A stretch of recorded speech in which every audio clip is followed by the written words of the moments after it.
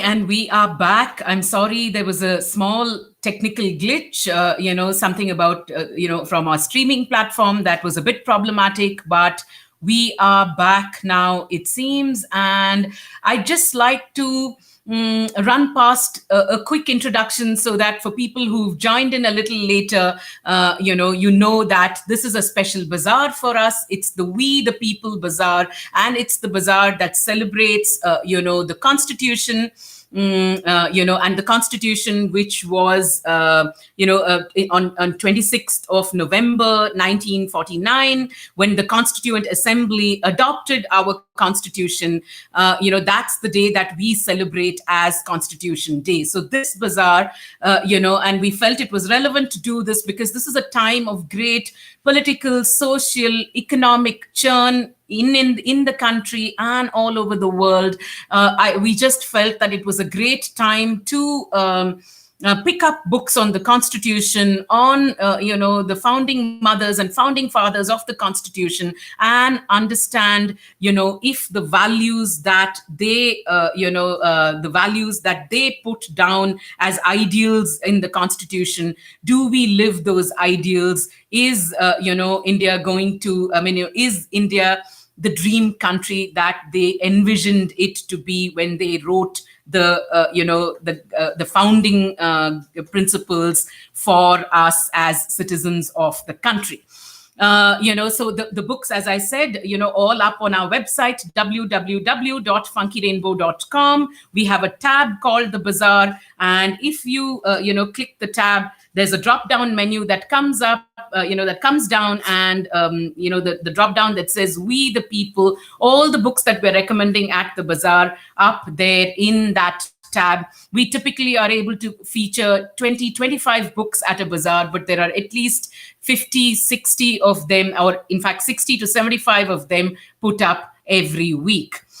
So I had actually begun with the recommendation of perhaps what is one of the finest books in the Indian children's publishing space. This is Leela Seth's We, the Children of India, the Preamble to Our Constitution, written by an iconic lady, Leela Seth, the first justice, the woman justice at the Supreme Court of India. How well suited to write a book like this. We, of course, also know her as the author Vikram Seth's mother, and a great champion for the ideals enshrined in the Indian Constitution. Now, this wonderful book, which I think must belong with everybody who is a citizen of India, and everybody who, young or old, teenage or child. This is really a book that we all need to read over and over again through our lives, simply because of how beautifully she explains what the preamble to our Constitution is all about. And it's very rightly someone said that the preamble to the Indian Constitution is like its soul.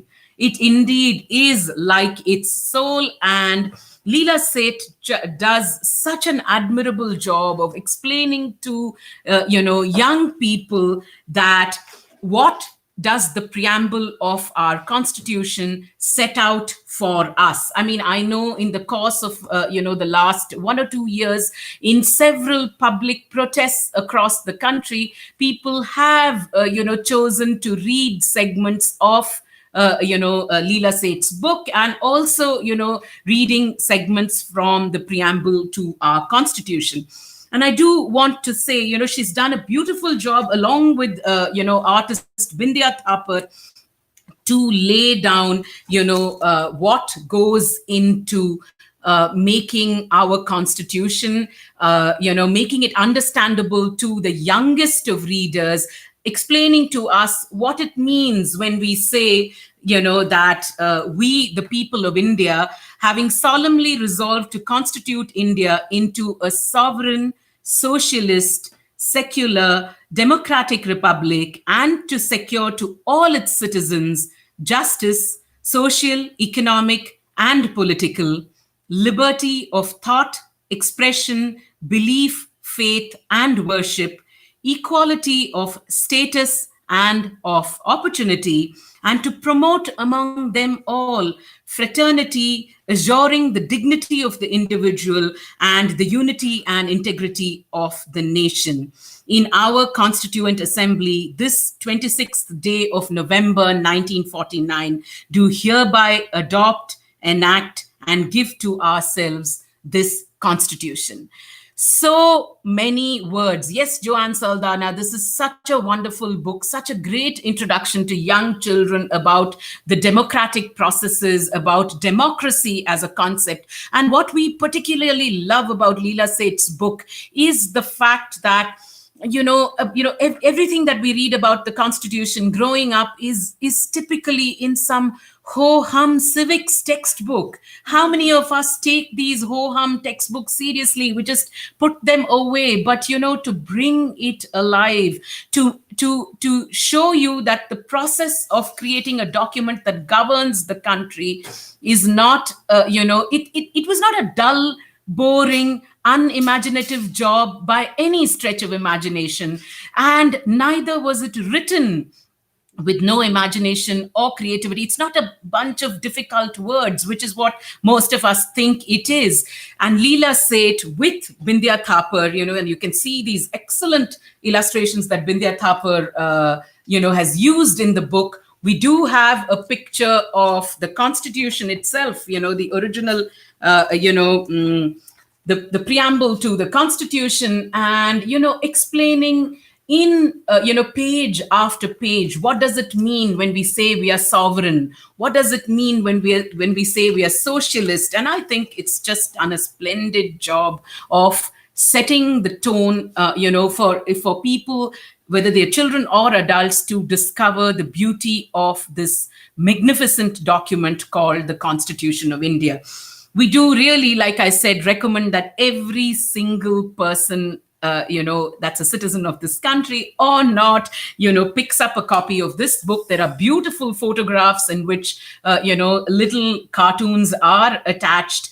I mean, numerous photographs and illustrations that really, and bits and pieces of trivia that bring this alive for readers, young and old. This is published by Penguin, and priced at 225 rupees.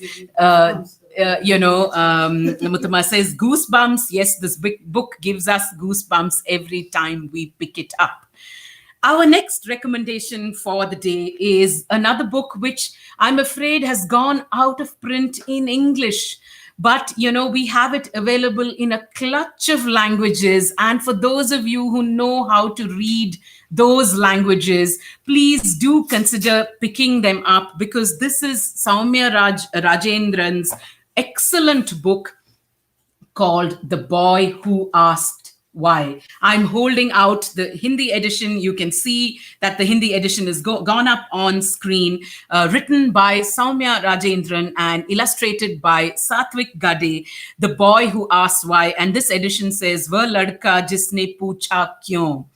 I mean, often, and very, very often, whys are never encouraged. I mean, whether it's at home, at school, we know children are curious, and it's that curiosity that makes them, that lets thoughts keep bubbling in their heads. And, busy adults, we're always running around doing this, that, or the other, that you don't have time for all those whys.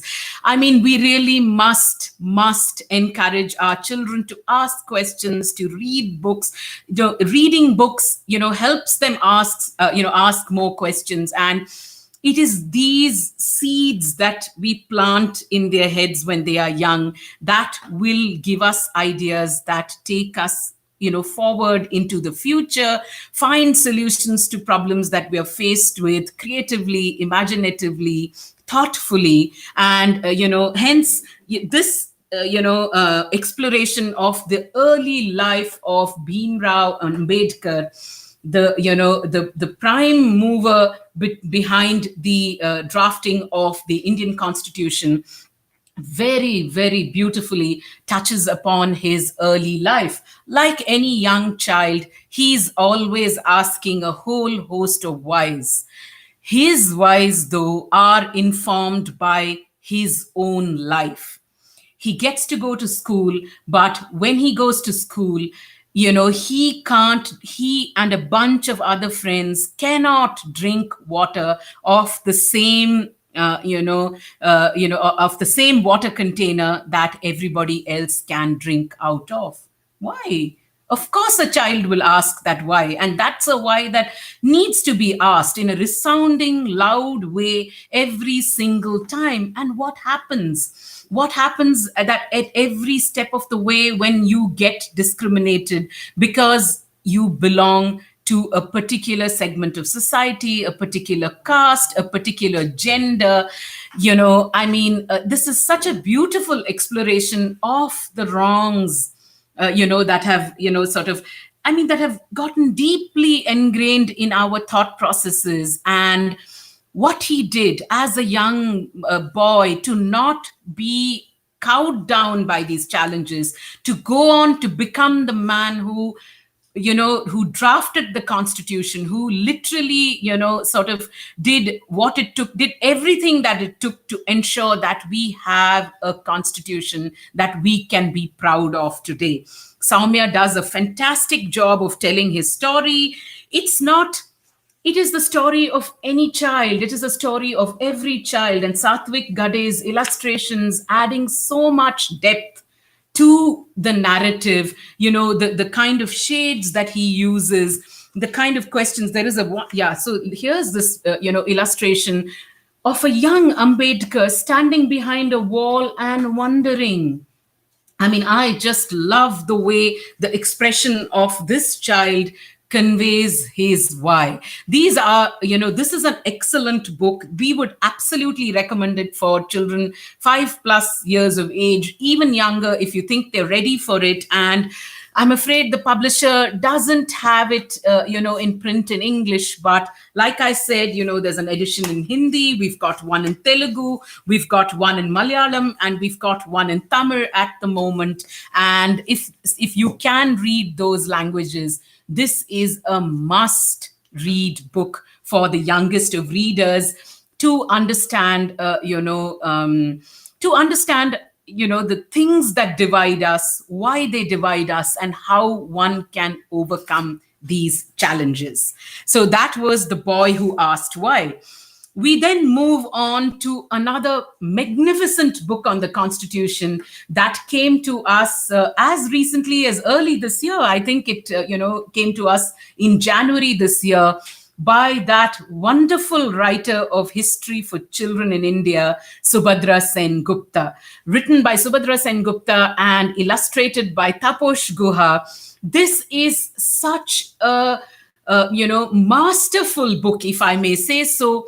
Masterful, insightful on the most important document of independent India. And Subhadra, knowing her, and we've had the experience as Funky Rainbow of taking her to so many schools, has this wonderful chatty style. She's asking you questions. For instance, which language is our constitution written in? Were women a part of the team that drafted the constitution? Why do political parties have symbols next to their names? What is the official language of India? And what is this? What is this Constitution Day that we celebrate, or Republic Day that we celebrate? Is it only about the march past? Is it only about the parades? And why do we celebrate this document that lays down the laws, that not just lays down the laws, to govern the country, but also unites all of us as Indians? Such a lovely book done in bits and pieces with excellent, really wonderful tongue-in-cheek cartoons. When we say the Constitution, we imagine that there are things that just can't be questioned. That's not true at all, right? These the values that are put down in the Constitution, the making of the Constitution, all of these are questions that children have in their minds. And, what we need to do is to answer these questions to them, so that they understand that this wonderful book, and I just love what one of the quotes on the book says. It says, this wonderful book is for the Palkiwalas, the Seerwais, the Sorabjis, and the Salves of the future, referring to iconic lawyers who have helped protect the rights of people and the dignity of people across decades. I say it's for all of them and for all of us. And Subhadra's easy, chatty, conversational style lends itself and so pertinently pointing to different questions, different little factoids that come up in your head when you're thinking about the constitution, and wonderful facts that peppered right through the book. This is an excellent book, literally, on the constitution, its drafting, the people who helped draft it, and why this is the document that should bring us together as Indians any and every time that there's a threat to our democracy. This one is priced at 299 rupees. Again, I recommend it for adults, for children. I mean, we'd say that, children over the ages of 8, because of how chattily it's been written, and the fact that by second or third standard, they're all introduced to the fact that India does have a constitution. So this one at 299 rupees, published by Penguin India. And as I said, written and by Subhadra Sengupta and illustrated by Taposh Guha. Must have book. We were so keen to have Subhadra Sengupta as the guest at this bazaar, and I'm not sure she's watching, but she's just, so confounded by technology that she says she absolutely enjoys, interacting, by way of the written word. We can absolutely understand why, but we do hope that there's going to be a day soon that we can persuade her to join us at the bazaar. Our next recommendation, again, my first couple of recommendations are typically books about the Constitution and some of its, founding mothers and fathers. So I'll quickly, run past it, because this next one, called The Adventures of Young Ambedkar, written by Devyani Khobragade, is, and illustrated by Ishan Trivedi, is a slim, lovely little chapter book about a young boy called Bhim Ambedkar. And what was his young life like? In fact, what Devyani has done is to adopt an easy, sort of reading style, written very much, from in a manner that is easily understandable to young readers. Like when she, in fact, her introduction to the books say that, when she was thinking of writing this book, Subhadra Sengupta, I am watching. Yay. And, on one day you will be talking. I know you insist that this is not your comfort zone. We read your wonderful books, and we do know that it's not your comfort zone, because the books are where your comfort zone is. But we're going to do something to help you overcome that, because there are just so many, people out here who are giant Subhadra Sengupta fans. I know one that's watching at the moment, a young boy of 9, has been read, a young boy of 8, and Bharti remind me, and as Avyukt himself reminded me, I'm sorry I'm making you a year older. You're just wise beyond your years, Avyukt, and that's why I think you're 9. Subhadra, he has been ordering books of Funky Rainbow, often picking books that we would never think that a 9-year-old would read. This includes your children, an 8-year-old reads. And, this includes a children's history, of India. And when we probed a little further to find out how a young child is reading this, apparently it was breakfast reading, lunch reading, dinner reading, story time reading for him, because his father, a huge history buff, kept reading bits and pieces of your books to him. So you have got to climb that technology mountain and be with us at the show. one day we're going to make it happen. But we're so honored, so delighted, so happy that you're here watching us this Saturday morning.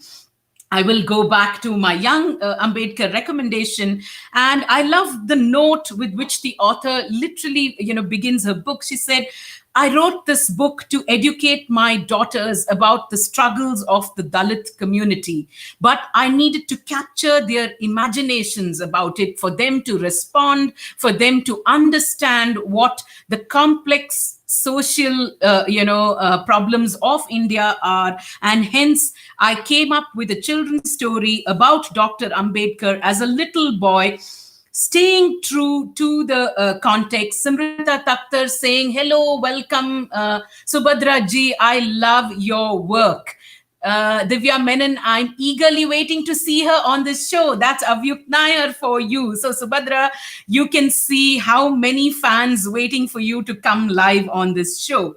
Of course, Devyani Khobragade has stayed true to the story, but added in small fictional elements. And, with a lot of feedback from her own children, this lovely slim chapter book, it's not even, maybe 30, 40 pages perhaps in all, very, very well illustrated, to talk about the adventures of young Ambedkar, published by Juggernaut. This is priced at 150 rupees.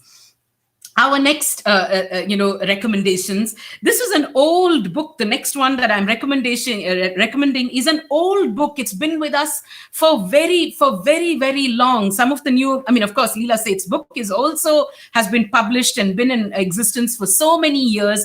But this one was one by Rohini Oomen, that's also been with us for a very long time, called Our Constitution, published by Scholastic India. It's got illustrations by Atanu Roy. I love the fact that so many publishers have attempted to make the Constitution, and its, principles, its values, very, very appealing to children, through these books. And this one, done in a very workbooky style, actually, and Atanu Roy's illustrations are so lovely. You can see, I'm afraid we have very, very few copies of this book. And if I'm not mistaken, perhaps just one of this. We suspect that it's gone out of print. And if, the publishers are watching, we do want them to bring these excellent books back in print.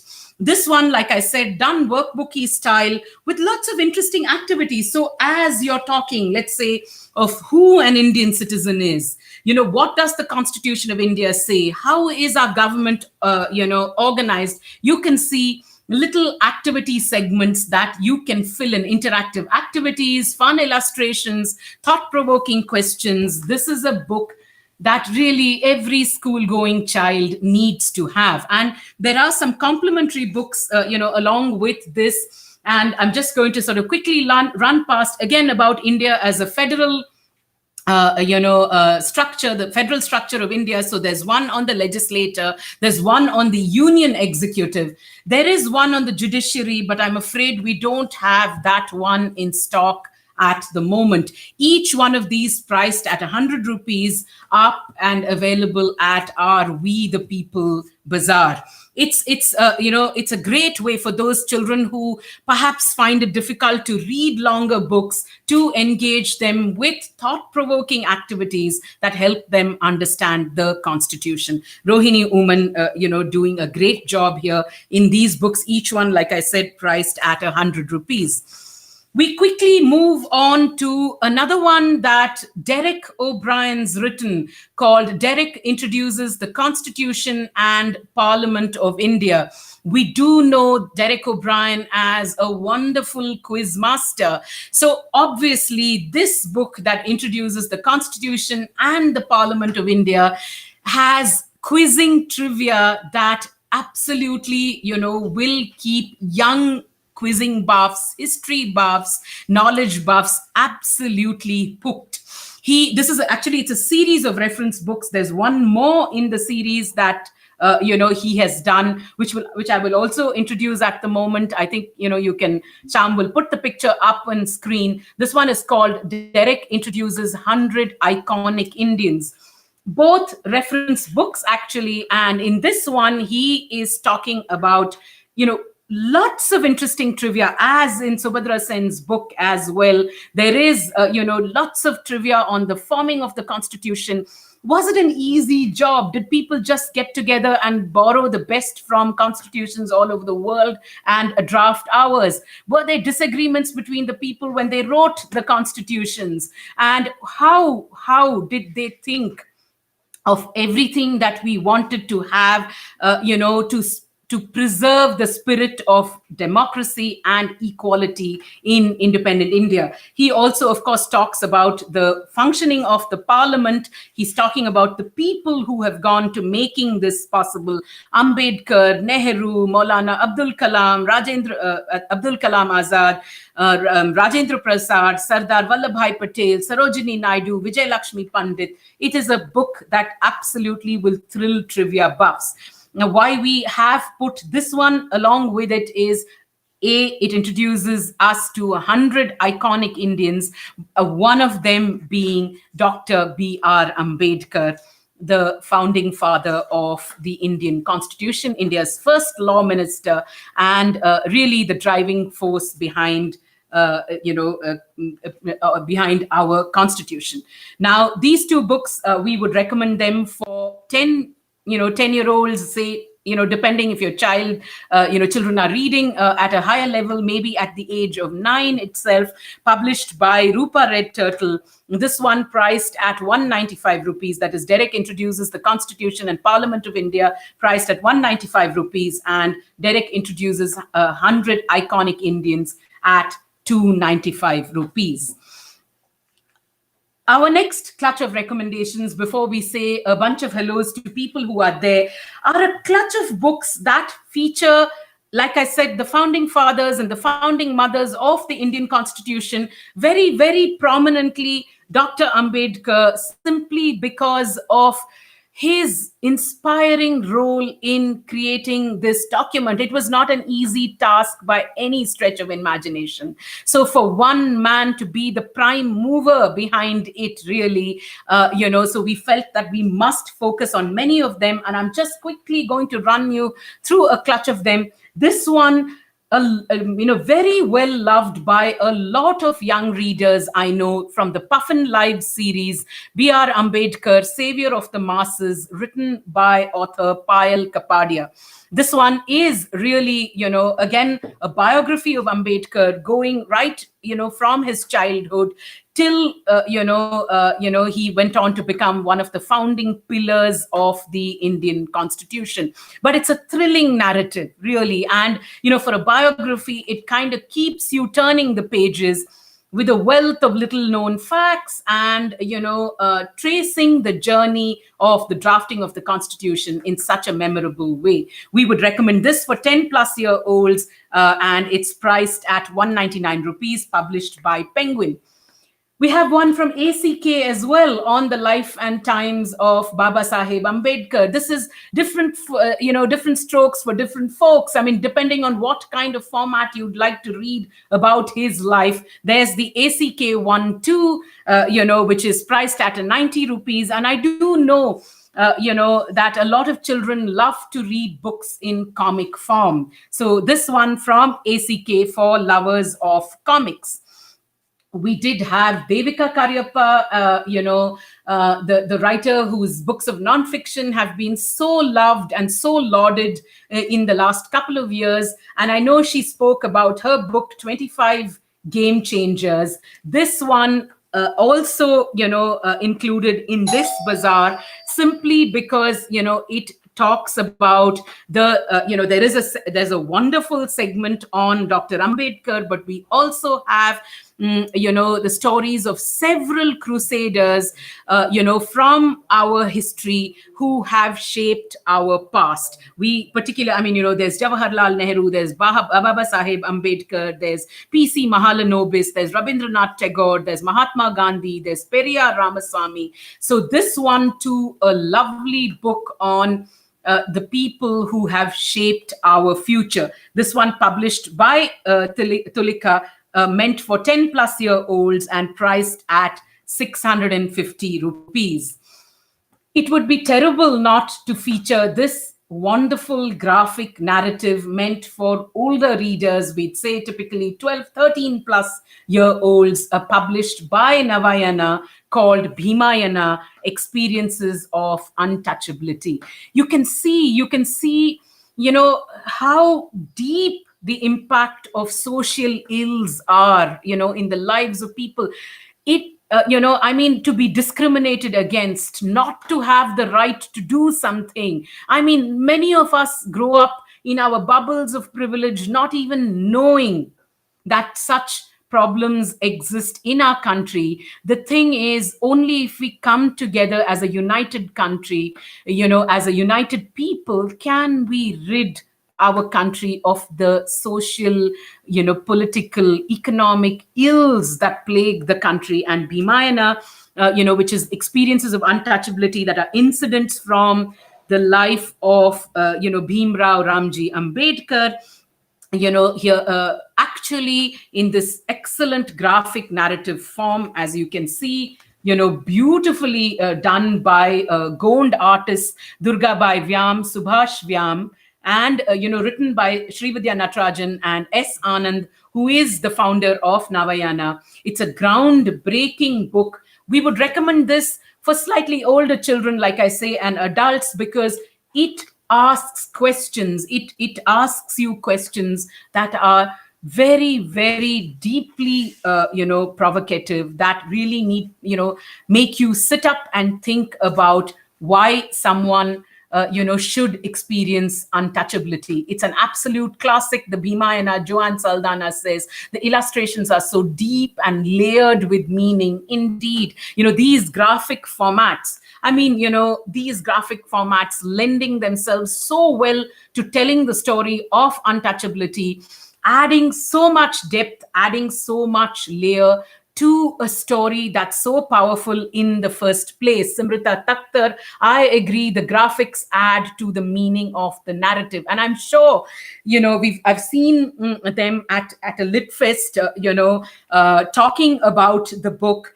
talking about illustrating the book, and you can see that so much of their own lived experience has gone into bringing this graphic novel alive. It's a wonderful book, and it points you in the direction of the fact that what haunted Ambedkar back then, the problem of untouchability that haunted Ambedkar back then, it continues to haunt so many people in the country even today. What are we going to do to solve it? We need to think with imagination. We need to think with creativity. We need to think with empathy. And these books help build just those traits amongst children, teenagers, and adults. Our last book on Ambedkar is actually for adults, and I didn't want to let it go by. We only recommend a few books for adults at the Buzzaar, but this one home.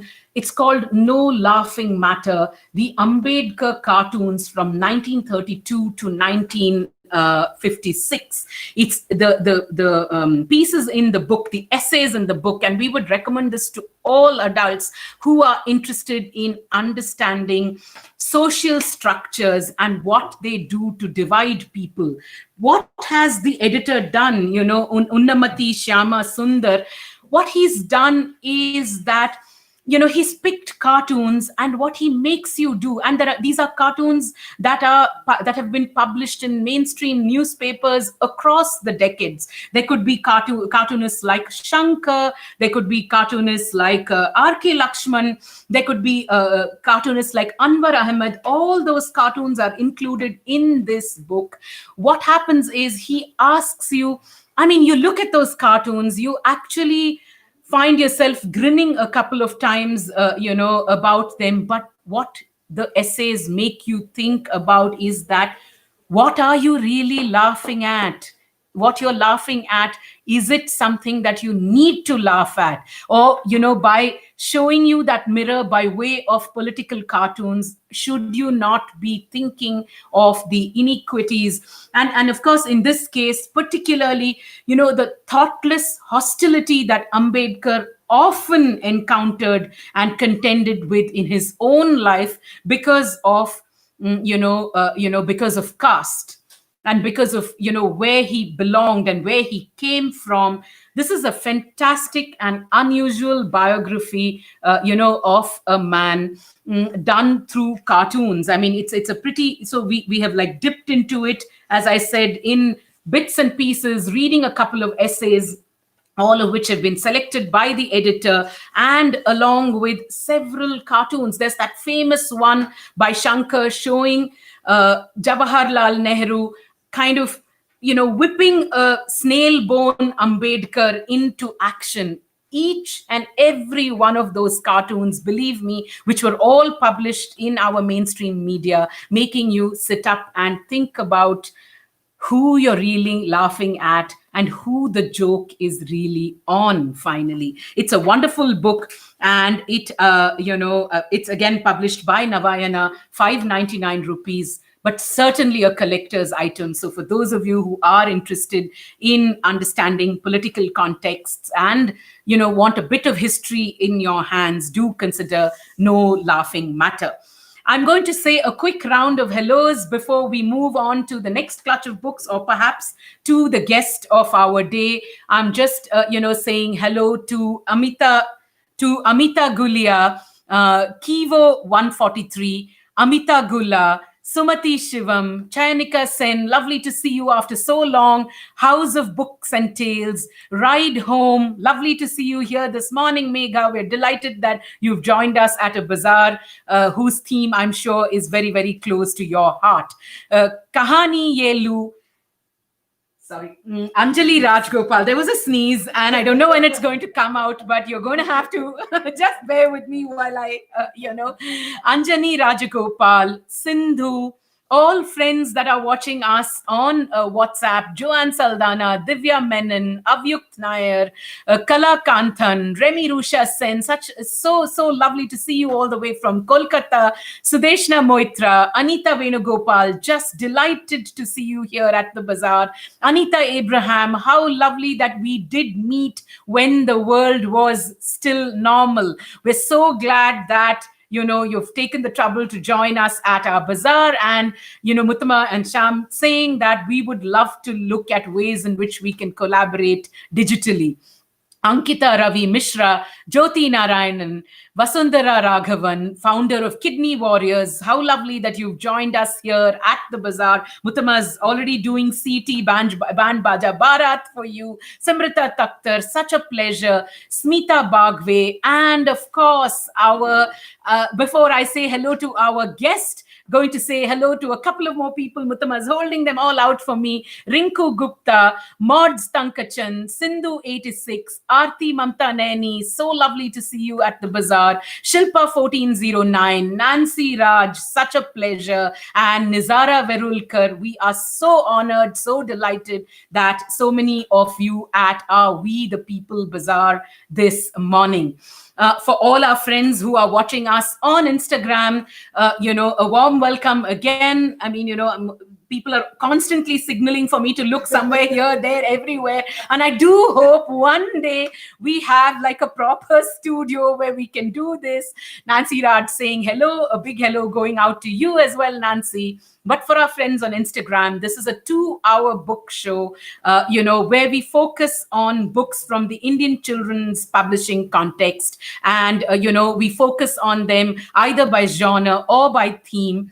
We can't stream it continuously for 2 hours on Instagram. So if you are on YouTube or if you are on Facebook, do join us there, because typically the guest of the day, and I know our guest of the day is already here, they join us at 12 noon, at which point we need to go off Instagram. So for those of you who can log in, through other social media channels, please do consider joining us, because the conversations with our guests are typically centric on this theme and are usually, I mean, they're often so enjoyable and so thought provoking.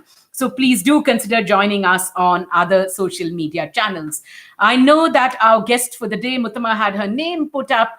It is a wonderful young lady that we've had the pleasure of knowing, through social media for very many years, but so wonderfully in the last year because of how often Sina Ravindran saying your recommendations are awesome, Vidya. The books that I pick up for my teenage son are from this forum. We so love to hear that books are going out to teenagers too, Sina. We often wonder, if there are only parents of children who are, let's say, between the ages of 1 year and 10 years that pick up books for their kids. We understand that kids too want to choose their own books, but we're delighted to know that there are, parents recommending books to their teenagers as well, because we do put out books that straddle the whole spectrum from a newborn child up to 18 years. And in fact, you would have even seen that one or two books for adults, if they fit into the theme, if you're able to access them, they're always up available at our bazaars. Back to our guest for the day. Like I said, through this year and the previous one, we have so admired her activist work, trying to join hands in whatever manner possible to support her, articulate fight for social, political, economic justice. I mean, I was saying this to her, Joanne Saldana, saying, looking forward to listening to Nisha Abdullah. I have only ever read her posts. It's true. Prior to, we always knew her. She worked in partnership with, another storyteller, Deepta Vivekanand. We've done some sessions with her. But really, in the last 2 years, astounded by the articulate nature in which she has sort of put her heart and her voice out there to correct this political, social, and economic ills that ail our society. It is hence with great pride that we welcome our guest this morning, Nisha Abdullah. We are going to and everything happening. get across and I was just saying this, Nisha, to all our viewers, many of them saying that they have only for so long read your posts on social media, and I have to say, yes, we have done storytelling sessions together in the early years of Funky Rainbow, when Deepta and you came and did a wonderful session for us. We've been in touch on and off, but the fact that you have your heart absolutely in the right place, I have never seen it come alive on social media more than I have with your feed. So we really welcome you with much love, much warmth, and much honor that you choose to join us here at a bazaar that is so significant this morning. I'm going to just quickly say that Nisha is a playwright, a director, a performance storyteller, and an educator. We're so glad that she's based out of Bangalore. And what she's done is to work with children and teenagers, and I think even adults, bringing these art, bringing all these artistic forms together to try and set right so many wrongs that exist in our society. It is not to say that everything that is done only with a stiff collar and a stiff upper lip. Nisha is tons of fun, as you will discover in the course of this lovely session with her. So welcome to you again, Nisha Abdullah. Such a pleasure to have you here. Thank you so much, Vidya. Gosh, if I could hear these things every day, I'll have my head somewhere in the clouds. Thank you so much. I have to correct you. My first ever public storytelling performance was with Funky Rainbow. At Really? Yeah, Wow! the first was there. Before that, I had done school sessions with Deepta, and I was kind of watching her, learning from her, apprenticing kind of with her, because I came in from the theater, she came in from performance storytelling, and I was really finding my feet. But the first was with you guys at I can't remember where the location is, but It yeah, was so hippocampus. I think I remember it. hippocampus. You're Hippocampus. right. It was a special birthday, and I didn't even think that was your first. You were such a pro. That's what it is. That was my first, and I was faking it till I made it. I was supremely nervous. Yeah, but so Funky Rainbow's always been special, I and too. I really admire you guys for just going at it with so much tenacity, with so much grit. It's not easy being, an indie bookseller in India, anywhere really, but also That's in true. India. And you found your niche, and you're really going at it, and much admiration for having stuck it out through this year. This year has been so phenomenally difficult for everyone. And if you're running a small business, then, I mean, hats off for really just, sinking your teeth into this and just staying with it. Really, thank you. And It's it's a that. great, great pleasure to be here. Great It's pleasure to just be here. that unconditional love and support from people like you, from so many people watching us every morning, that I mean every Saturday morning, that literally keeps us going, and the love of books and taking them here.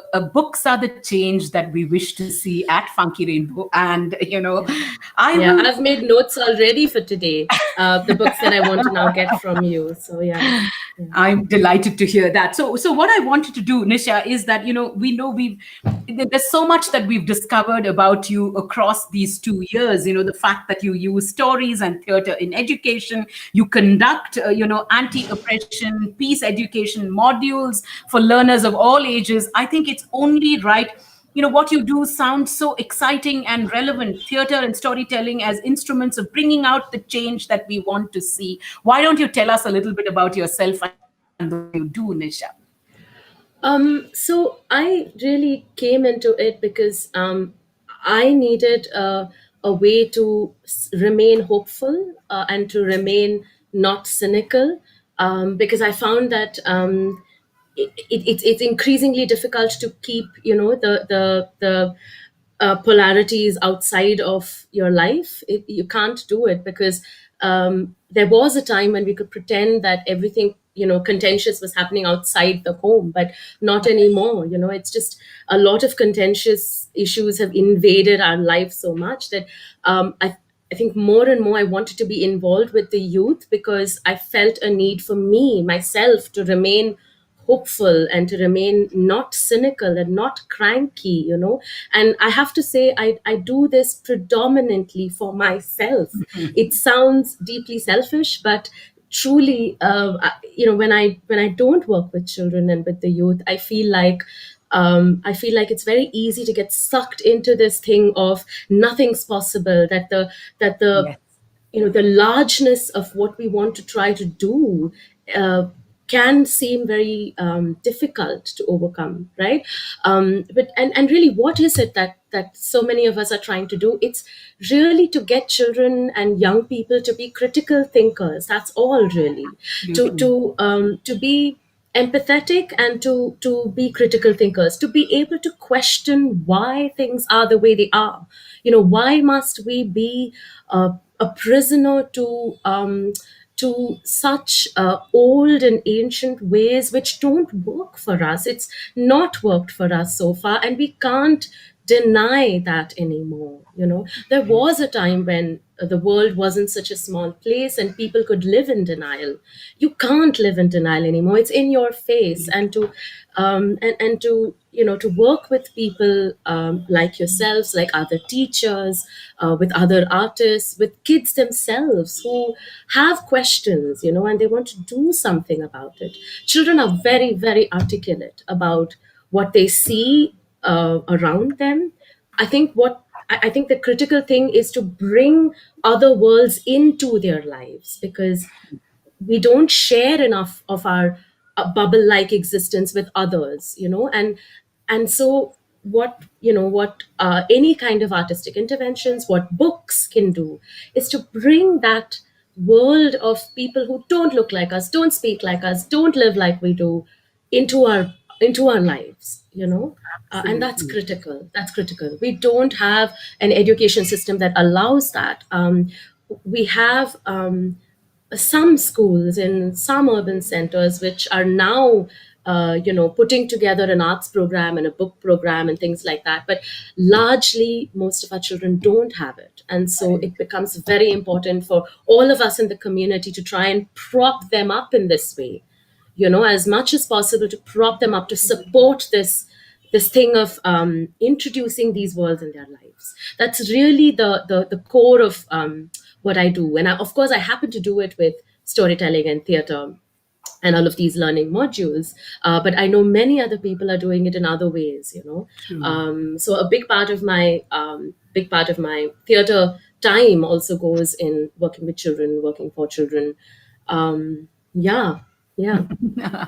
That is just lovely. Yes, indeed. And I do know, just before lockdown, the team at Funky Rainbow was going to attend a session that you were going to do on the Constitution and its values and its relevance in the contemporary world. I know you do this for children and teenagers too, Nisha. What is the idea behind the Indian Constitution? What are the important ideas that it contains, and why are they critical in the practice of citizenship in contemporary India? Why don't you tell us a little bit about that?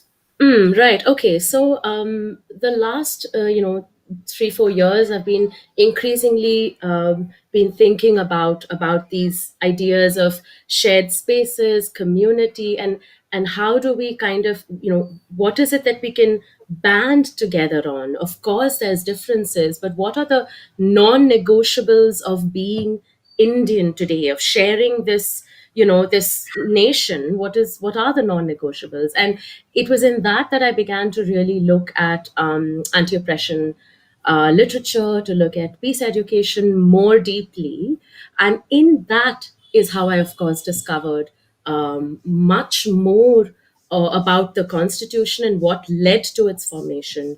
Read not all, but a lot of the Constitution, the Constituent Assembly debates as well, just to figure out what led to this, to where we are now, and how does it compare to what we started out with as a modern nation. So the Constitution program, I mean, the module really is called Founding Fabric, and it's a module that introduces the core idea behind the Constitution, which is really the preamble. So, what are the core values in the preamble? Which I like to talk to kids as it's the collective dream of the nation. We're Right. not there yet. We're not there yet. In fact, a lot of our laws, some of our laws in the Constitution, they are, contentious. We can argue about how relevant they are, and there's a lot of work that's going into, changing that, to reforming that. But the preamble seems to be a collective dream of sorts, one that all of us can get behind. All of us who believe in progressive values can get behind, right? Who believe in individual liberty can get behind. And so the preamble became something that I try to work with, which is how do we introduce core ideas in the preamble? The democratic republic bit, the sovereignty bit, the secular bit, the justice bit, the equality bit, and also look at child rights. What rights do children have as 12-year-olds, 10-year-olds, 8-year-olds, 15-year-olds sitting in my classroom? What rights do they have? And some of them, of course, it's fun to talk to them about, because when I point out to them that they have the right to express their opinion and have an adult listen to them, they're like, oh, this is useful to know. And things like they have the right to make friends with who they want to, that you are not, you don't have to carry forward the belief systems of your parents. And if you feel that you want to make friends with people that your parents feel are not like us and therefore can't be friends, it's okay to ask why. It's okay to Yes. ask them to make an argument about, place your argument about why can't I be friends with them. And it's okay to do that. Like, it's okay to critically think through how they live, right? And when they understand this idea that the constitution is about laws and the laws directly impact how we live, then at least they have an entry point into this. It's not just a document anymore. So the module looks at storytelling, at role playing, at drama games, at using the body to understand some of this. Yeah, of course, because of COVID, we can't gather in a shared space, without worrying too much about too many things. And so now, of course, the module has gone digital. I'm trying to do more with this. Yeah, it's a very important part of my time now. How to do this with children in a way that they can embody these values, really believe it, and not just say that, oh yeah, we need to live equally. Yeah, but what does that mean? What does it mean to tussle with these ideas of, oh, I'm vegetarian, you're non-vegetarian? How do you tussle with that? And how do you make space for each other? And not just deny that there are differences, accept that there are differences, and say that we'll figure out a way to live with it. you know Absolutely. yeah. Absolutely. I Yeah. mean, such a significant part of everything that the Constitution outlines is Vijay Lakshmi Nagraj saying, "Happy to be here this lovely Saturday morning and enjoying listening to Nisha Abdullah." A hello going out to you from Vijay Lakshmi and from Joanne Saldana as well. So important to let kids tussle with ideas, so that the solutions to these things, come from them itself, really, right? Absolutely, absolutely. The constitution in that manner has had, it's a, when we, I started my session saying that it's always for children reduced to some ho hum document. I mean, your civics textbooks, full of fuddy duddy things about the Yeah. constitution. Ashan Hemeya saying hello Nisha to you just right now. And the thing is, it actually has a long and exciting history behind it. And while it's often reduced to boring stuff in our textbooks, that's far from true. Yeah. So many remarkable women and men have helped draft this document. And I think, when we were talking yesterday and even the early day, you have some of their stories. I thought you might like to share a few with us. Yeah, that would be super, super. So, one of the things that I do in the module is really to look at Ambedkar's life itself, because uh, you know th- how do we make seemingly drab things interesting for children? Like, how do we link it back to their lives in some way? One of the ways in which to do that is, I think, to bring in the people who were involved, right? So I often, of course, talk about Ambedkar and his life, and how so many of the incidents that propelled him as an adult, as a lawyer, as an economist, are incidents that happened in his lifetime, in his childhood. That is what propelled him, into, and his own lived experience. And there's so much power in learning of that, and Absolutely. in via those stories accessing lives different, from themselves. There's also people that we don't know about often. I didn't know until 3-4 years ago that probably 3 years ago, that there were 15 women who were part of the Constituent Assembly. Yes.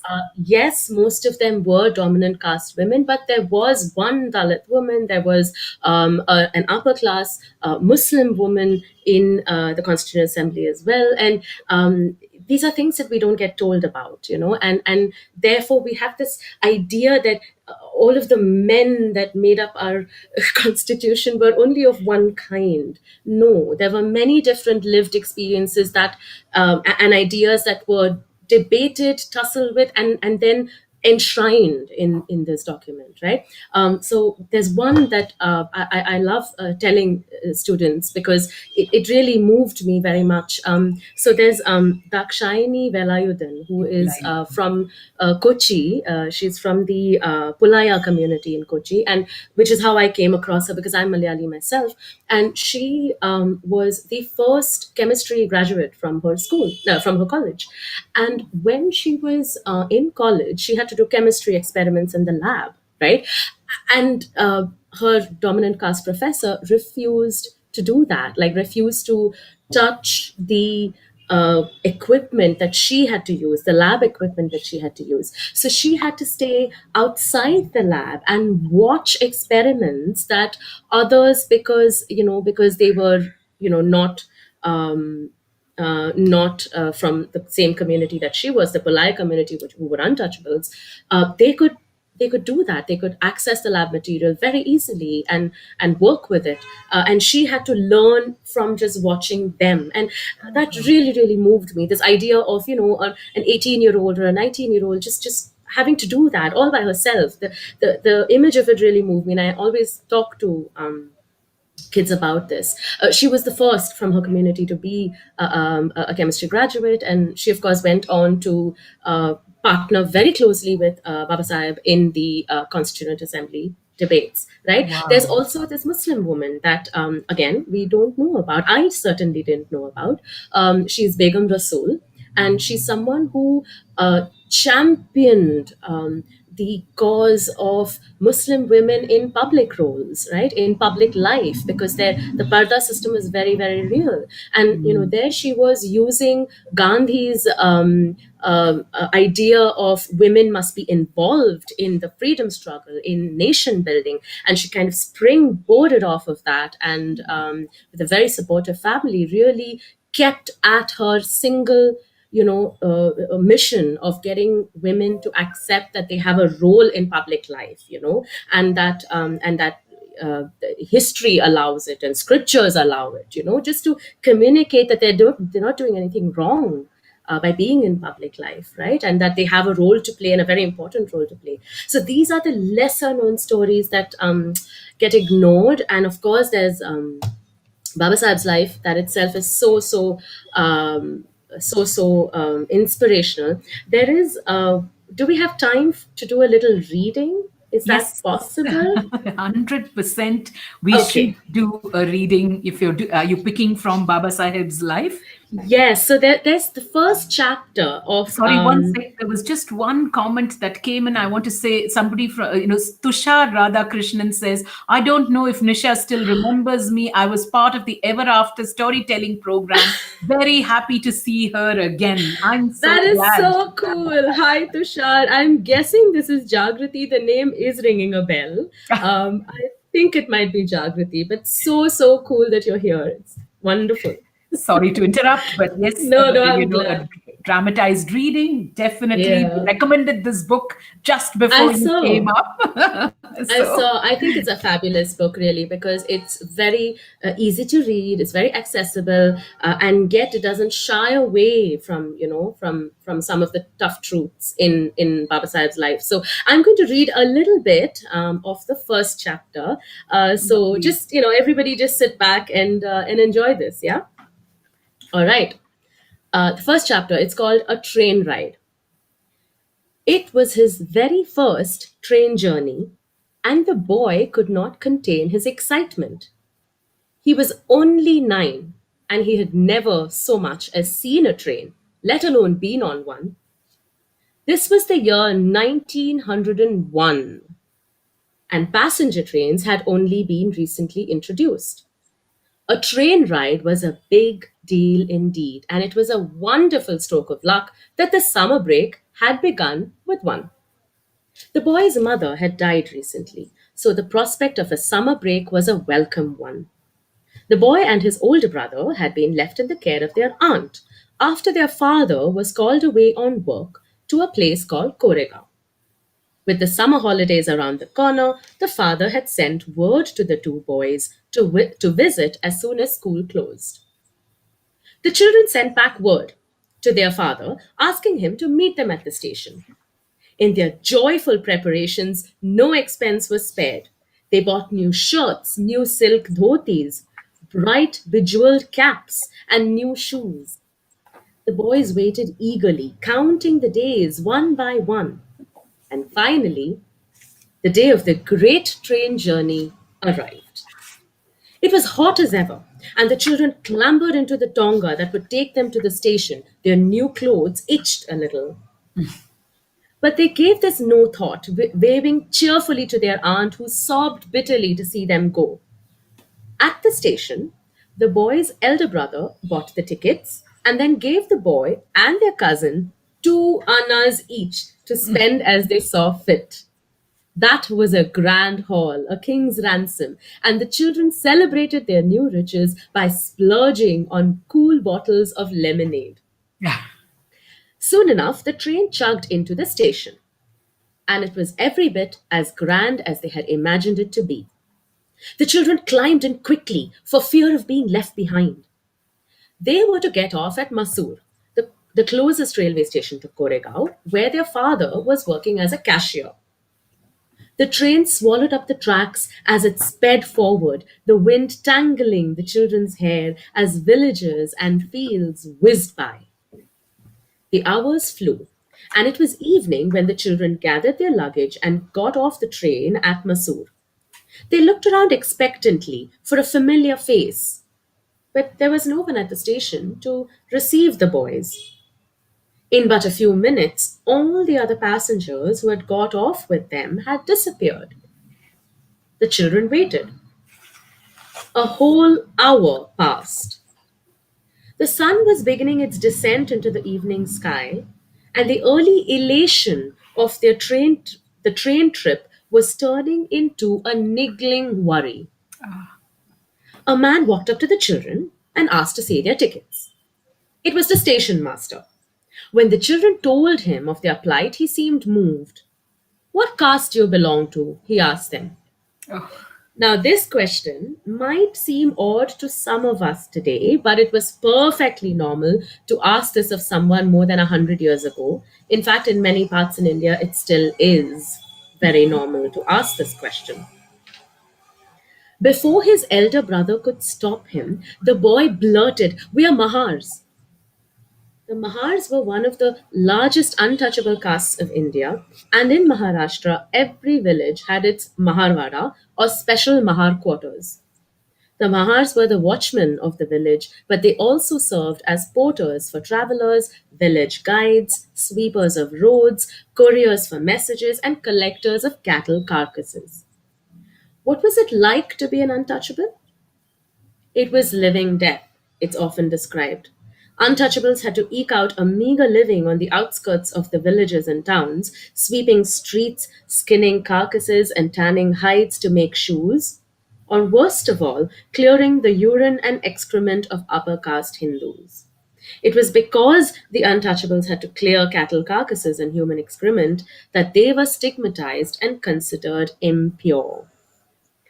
Untouchables could not draw water from any of the village wells, and they had to drink filthy water whenever they found it. The children could not attend schools attended by upper caste Hindu children. Hindu temples were out of bounds to them. Barbers refused to cut their hair. Washermen refused to wash their clothes. And the untouchables had no freedom to decide what to wear, what to eat, or even what domestic animals to rear in their homes. As soon as the station master heard the boy's answer, his attitude underwent a transformation. The boy was a Mahar, but because he was dressed in fancy clothes, he hadn't been recognized as one. Now, his honest reply to the station master had changed everything. The station master's concern for the children gave way to revulsion, and he returned to his room, leaving the children standing there, bewildered and alone. I'm going to stop there. So can you imagine? I mean, here is this boy, who is so excited about this train journey. He's only 9 years old, and imagine what a huge impact this had, in his life. Um, and again, the idea that all of us have the same need for respect and dignity, you know absolutely. and it's very important to talk to children about the privileges with which we are born, uh, you know and things that we have no control over.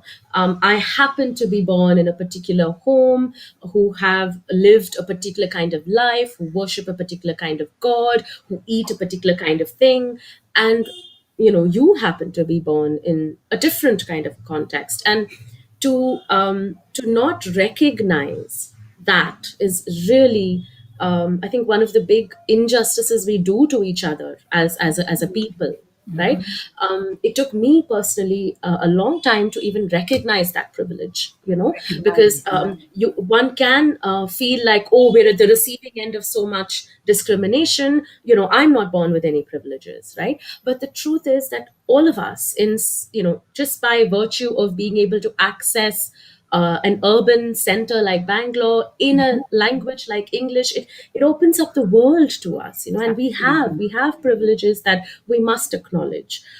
So a lot of In fact, books that like, was, sorry to interrupt, but I wanted to say that that's pretty much the next question that I wanted to ask you was right, about rights and privileges, basically, right? I yeah, mean, yeah, we are understanding the difference between the two is so important for all of us today, whether we're children, whether we're teenagers, whether we're adults, because of the churn that we see in the world around us. So, I mean, please continue and tell us, like, just a bit, on how we can help, how we can recognize it ourselves and, help our children see it as well. yeah, yeah. This equality, fraternity, liberty that we talk about as this progressive war cry of sorts. It comes to us from the French Revolution, Of and course. one of the things that I do in any kind of program or module that I do around Constitution is to link, the French Revolution to our Constitution. I mean, isn't it beautiful how, miles away, 300 years before, before we got our freedom, there was this notion that all humans are equal. At that point, of course, it was all men. But yeah, we'll, talk about that another day.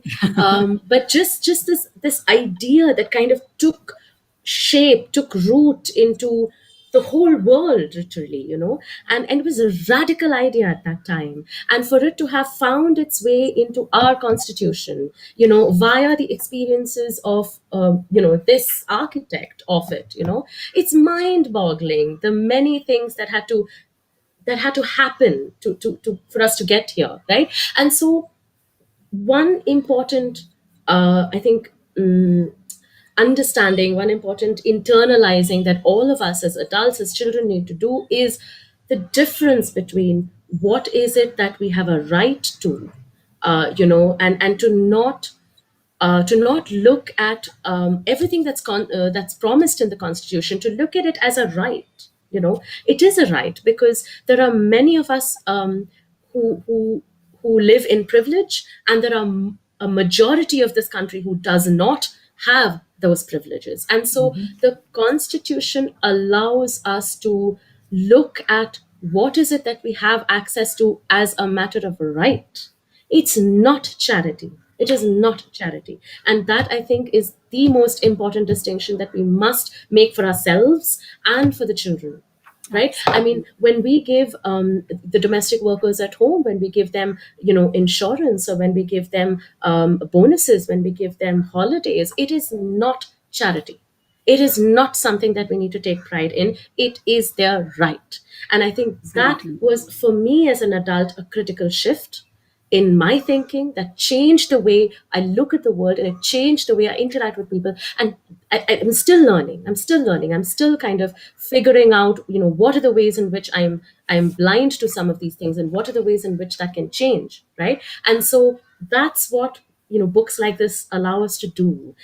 That's what opened this out for me.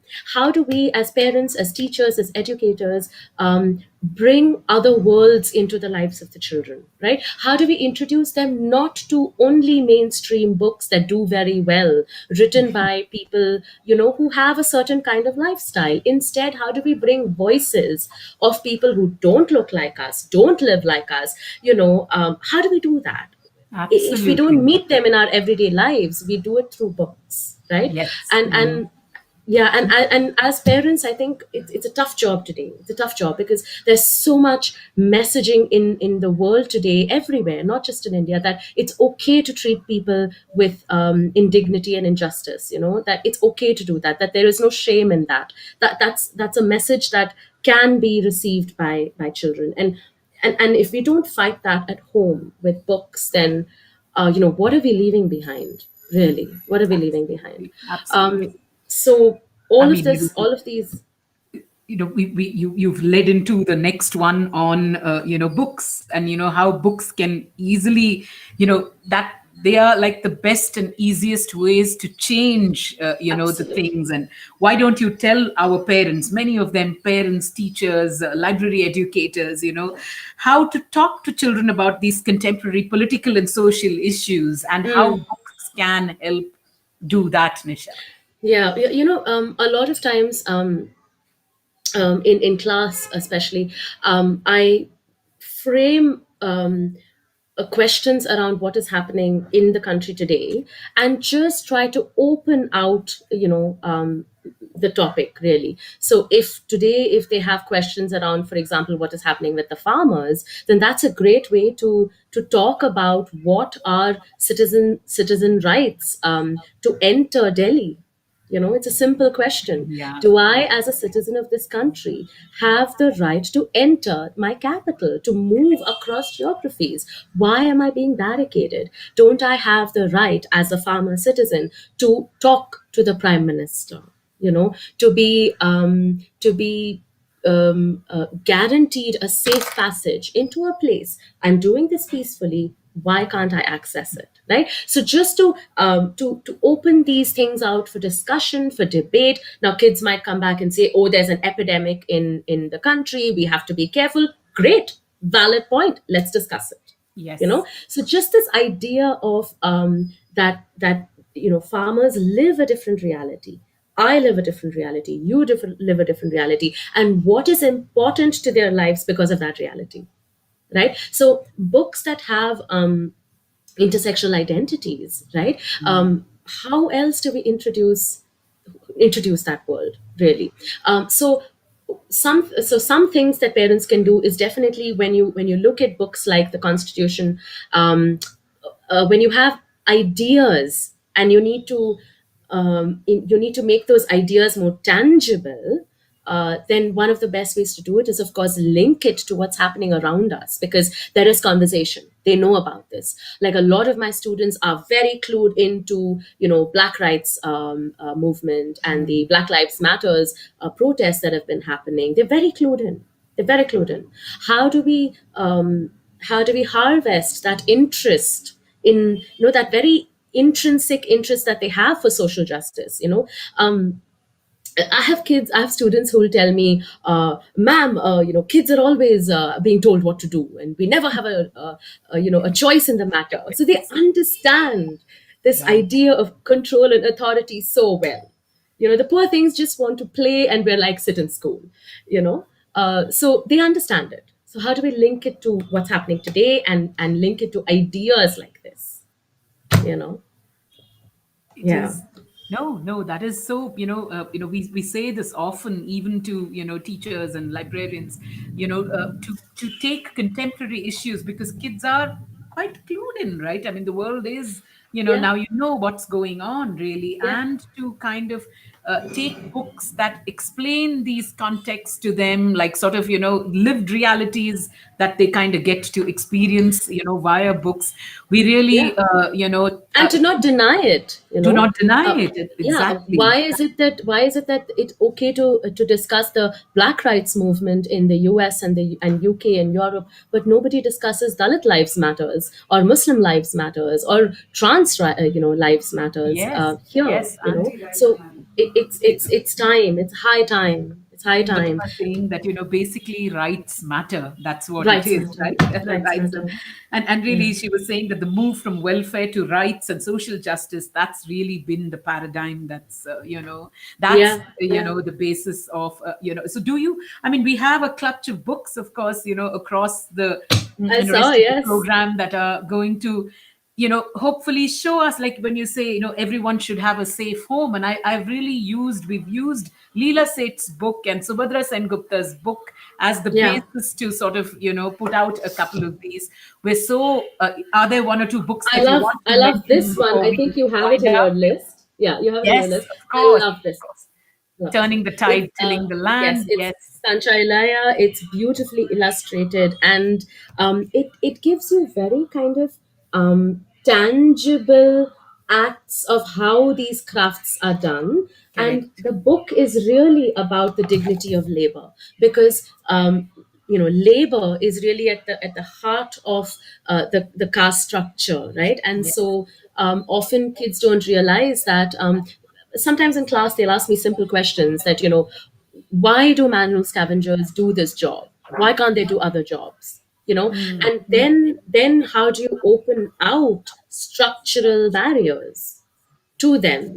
How do you talk about the dignity of labor, no matter what work you're doing? How do you ask them the difficult question of, do you think that that there's a possibility that you would one day do manual scavenging? Well, no. no, So then, what when you flip the question around and say, what is it that makes it difficult for people who are of a particular community to, open opportunities out for themselves, right? correct.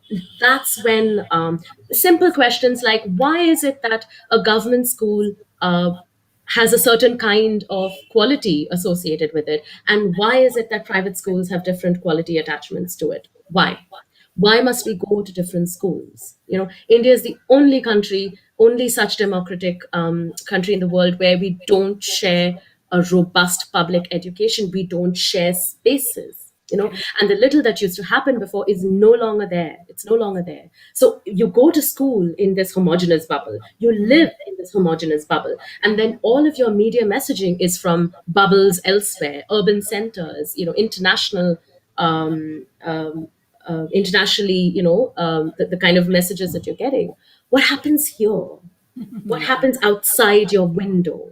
true, You know true. so this is a fantastic way to open that conversation up as to why is it that you don't know your watchman's name, why is it that you don't call a waiter by name, and what is it that stops you from that, what is at the core of that, right? And to be able to say that there are things that are unpleasant about our past as much as there are things that are glorious, and we have to reconcile with that. We have to reconcile with it.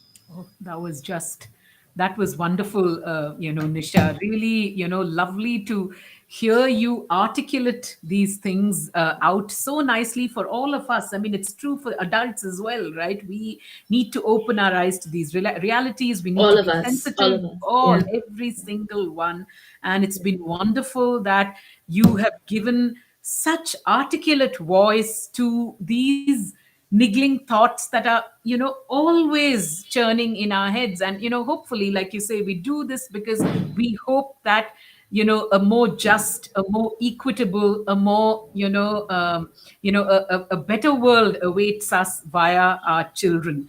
Thank you so much, Ajit, saying one way to open up conversation about different communities is to start talking about disability with children. They understand it so well. There are many books that enable it. Yes, of course, Thank we you, Geet. It's so nice to see you here. Thank you for dropping in.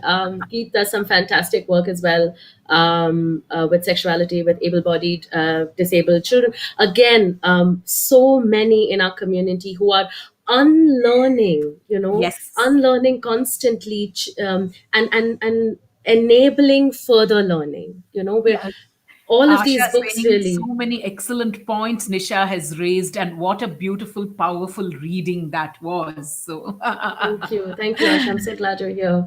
Yeah, Vijay I Lakshmi just saying want too, to. Kendriya Vidyalayas do have a mix of children from different walks of life, That's true. so That's true. There are lots of still. cheers going up here because we have two founders of FR from the KVs, and they're like, yay, yay, our school. KV continues to do some things right. Juan Absolutely. Saldana says, so necessary to put the issues we're facing in our country in the context of our social media conscious children. I mean, in the context that our social media conscious children can relate to. Fantastic, Nisha, using Kancha Ilaya's book at the moment with my older students. That There is is super. another That is super. book by Kancha Ilaya that we have, which we feel that perhaps many parents and teenagers don't know of. So we will get down to recommending some of them. But Nisha, we really need to do these longer sessions. But thank you so much for powerfully articulating, what, so many ideas and thoughts that we have been discussing across the last couple of years. It's been a pleasure having you at the Bazaar. For all our audiences, she does these wonderful workshops. Please do, get in touch with Nisha Abdullah, because not just books, but, talking to children, using books, bringing conversations, opening up Dreaming, important dreaming, conversations, dreaming. dreaming Yeah, as she yeah. is We today. want So children to dream of what's possible and to do it together. Yeah. absolutely, so well said. Thank you so much for joining us at Thank you, guys. the We Thank the you. People Bazaar. It's been Thank a you. pleasure, and we really hope to be doing a lot more with you soon, Nisha. Thank you. Thank you so much. Thanks, Sham, Muttama, everyone who's there. Thank you. Yay. See you Thank you, soon, Nisha. That guys. was just Bye. wonderful. Bye. Welcome back to our friends at Instagram who had to leave us for the short conversation. But really, like I say, if you can watch us on YouTube or on, Facebook, please do join us, because our guest of the day was so powerful, was so, articulate about, why we want our children to grow up, to be politically conscious young citizens of the country. Really, we have now, of course, a clutch of books.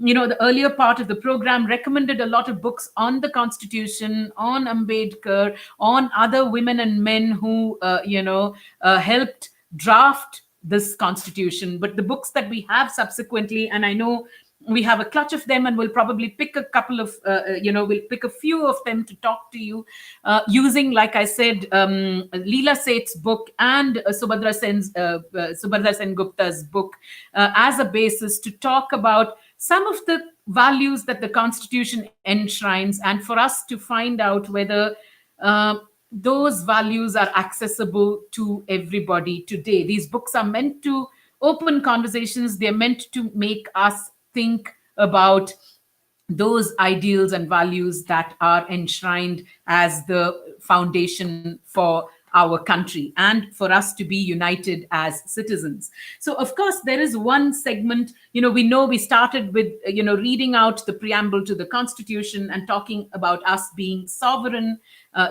socialists. So we know, to be sovereign means that, as the citizens, we the citizens of the country can alone decide what we want to do, and no other country can tell us what to do. When we come to the socialist segment, there's a beautiful segment in Leela Seth's book that says everyone should have a safe home. Socialist means that the people of a country should produce and share the country's wealth. And, what can we do as citizens to better the life of the people of India? And amongst this, where there is that point about everybody having a safe home, there is one book that we wanted to recommend called The Snow King's Daughter. There are lots of books on this theme. We're only picking the few that we haven't recommended in earlier bazaars. I'm showing you what is a Malayalam edition, but the book is available in English too. The Snow King's Daughter. It's gone up on the screen. Sham has shared it. It's a beautiful story. It's published by Tulika, meant for 6+-year-olds. Again, sensitively written by Soumya Rajendran and illustrated by Proiti Roy, about a young boy called Keshav, who discovers that his friend, Lobsang, is from Tibet. And how does he discover it? He discovers it because Lobsang has marked it on the atlas, and always, Keshav has marked it on the atlas as a place that he has always dreamed of visiting. Now, these two characters, they interact, and in the course of that interaction, Keshav understands what does the reality of exile mean? What does it mean to long for a home? We do this from the comfort of our home. We live where we want to live, but what happens when that's taken away? The book also beautifully demonstrates how, two characters who come from vastly different backgrounds, live, I mean, live and interact harmoniously. So I really, we found this a lovely book to sort of explain that longing for home, what happens when you don't have it, and how it is possible to accept differences, to accept, you know, that your very good friend is very different from you, and go forward in a harmonious manner. It's a beautiful story, and priced at 135 rupees, I think, is a wonderful one to explore that tenet of the one principle of the constitution that says everyone should have a safe home. I am going to recommend very quickly a set of books that we've recommended several times as well about home. This series, again, which is called Portraits of Exile, published by Katha, and done, written and illustrated by mixed media artist Ania Asrani, author and mixed media artist Ania Asrani. Homeland, Homebound, and Homecoming. One of the things, the books, it's a work of nonfiction, of course, and it's written by it's the story of a Tibetan refugee at Bailakuppe, which is a settlement of a lot of Tibetans just a short drive away from Bangalore. And the first page of the book says home is the basis of everything. It is the starting point. Here too, explaining to you, through the story of one refugee at Bailakuppe, and you can see these gorgeous mixed media illustrations that she's done, talking about longing for a home, longing for home. It's very hard for some of us to understand when we actually have the comfort of our own home and our own country. This Portraits of Exile series, published by Katha, and I really urge you to read it as a series because it's homeland, longing for our homeland, homebound, and homecoming, so beautifully explaining the concept of home. Each of these books are priced at 120 rupees. Another one, Muttama, saying that every library, every home library, every school library must have this book. One more on that theme of home is a new one that came to us from Karadi Tales, part of their a tie-up with Pari. That's the organization set up by Sainath, one of India's foremost journalists and an active crusader to bring to write stories of diverse realities in India. Now, this set of books, which are meant for 10 plus year olds, and we would recommend the Homeland series for children, let's say 7 plus years of age, even though there's very little text, complex ideas to think about. This one, Coming Home, which is clearly meant for 10 plus year olds, part of Karadi's new series called Minmini Reads, is a wonderful story. Again, it's about a 11-year-old boy. I mean, this one authored by Preeti David, and all the people who've authored the books in this series are part of Pari's journalistic team. So these stories are based on real life stories, fictionalized, dramatized for telling. This is the story of 11-year-old Selva, whose home is in a valley with swaying palms, verdant, farms, and lots of freshwater ponds. It's paradise. But if he and his friend have to go to school, if he and his friends have to go to school, they have to trek a long distance away to go to a government school. What is Selva worried about? He's worried that he's going to have to give up his studies and migrate in a few years, just like a lot of older children have done from that region. He doesn't want to go to work in the cloth mills, in the far off cloth mills or factories. So he asks one simple, powerful question: why can't we stay at home? Why can't we start a school near our home? I mean, at once bringing to, the importance of your home, your space, and the importance of school, which sort of, everybody should be able to go to school. One of the beautifully done pages of Leela Seth's book, putting out the rights, on in the constitution, saying everybody should be able to go to school. Indeed, everybody should be able to go to school. in this story does Selva manage to set up that school in in his hometown. Very, very beautiful book that explores with children as agents of change, published by Karadi and priced at 200 rupees. We'd recommend it for all 10-year-olds. We have another one, in when it comes to school, and these are some, we just have like one or two copies. I don't even know if these books are going to continue to remain in print. This collection of stories from a series called Different Tales, published by Mango Books in association with the Parag Trust.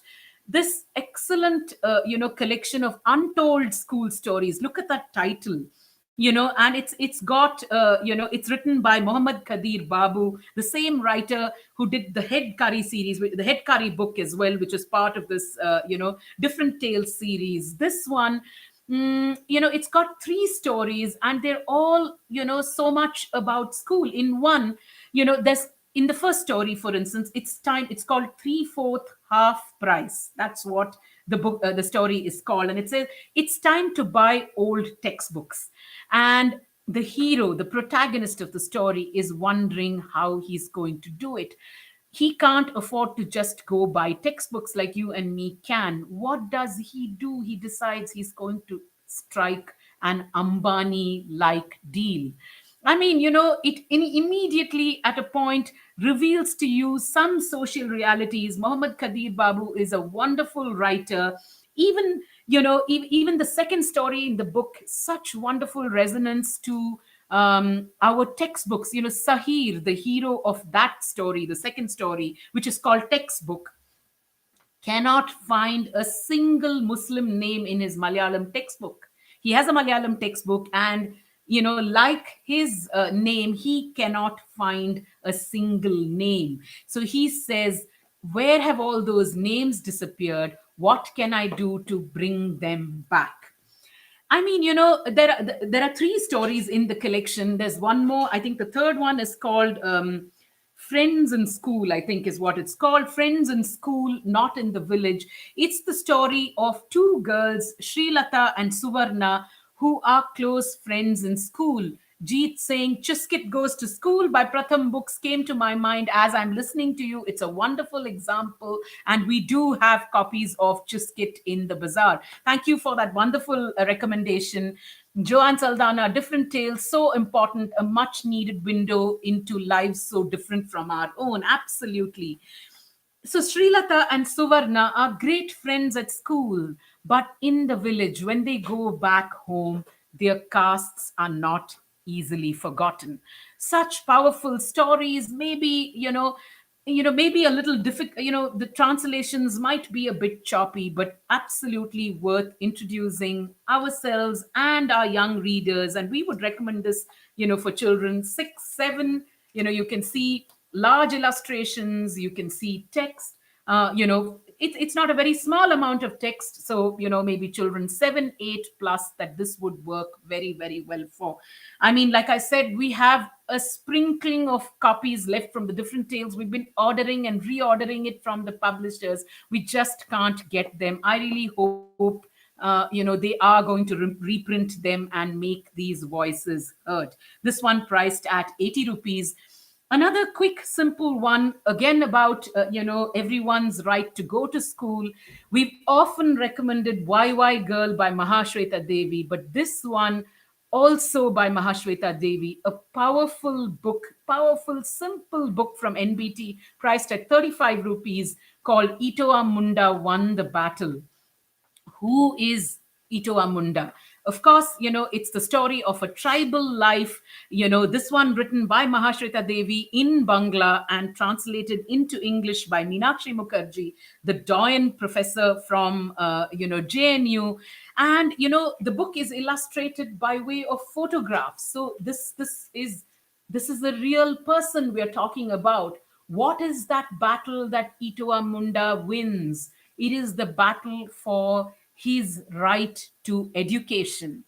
what a slim chit of a book, really. I mean, again, we'd recommend this for 8+ year olds, a lot of text, but definitely for all the adults who are watching this, bazaar, a great, powerful story about why you have to, I mean, why people need to fight for things that that we know are our rights already. Itu Amunda, published by NBT, priced at 35 rupees, another one in that everybody should be able to go to school series. We do, want to move into a small segment on, the constitution espousing, secularism as a value.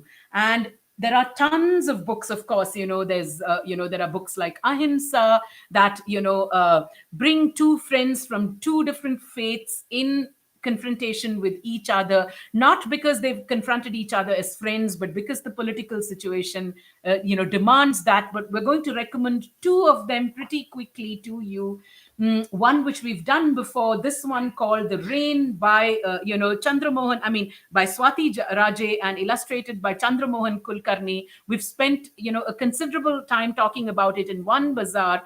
What is lovely in the story is that Anandpur, the village in the story, has, is full of greenery, and a river flows happily through it. However, one time there is not enough water, and they seem to, the village needs to dig and dredge up some, land to make space for a lake, to create a lake. Of course, they work together to do it, or at least they set out to work together to do it. But there's a huge question: what should the name of the new lake be? Is it going to be Ram Lake? Is it going to be Rahim Lake?